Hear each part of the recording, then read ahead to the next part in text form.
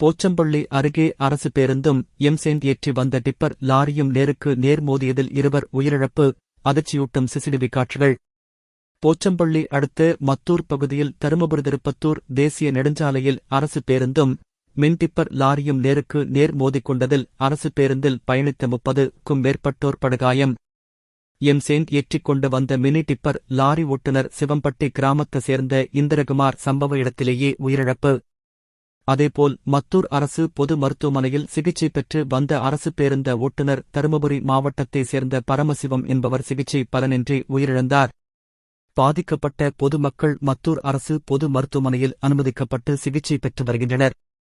மத்தூர் அரசு பொது மருத்துவமனையில் போதிய வசதி இல்லாத காரணத்தால் கிருஷ்ணகிரி அரசு மருத்துவக் கல்லூரி மருத்துவமனைக்கும் தருமபுரி அரசு மருத்துவக் கல்லூரி மருத்துவமனைக்கும் ஆம்புலன்ஸ் மூலம் சிலர் எடுத்துச் செல்லப்பட்டனர். சம்பவ இடத்திற்கு விரைந்து வந்த ஊத்தங்கரை சட்டமன்ற உறுப்பினர் தமிழ்செல்வன் மற்றும் குணா பள்ளியின் தாளாளர் வசந்தரசு ஆகியோர் பாதிக்கப்பட்ட பொதுமக்களுக்கு உதவிகள் செய்தனர். இச்சம்பவம் குறித்து மத்தூர் போலீசார் விசாரித்து வருகின்றனர்.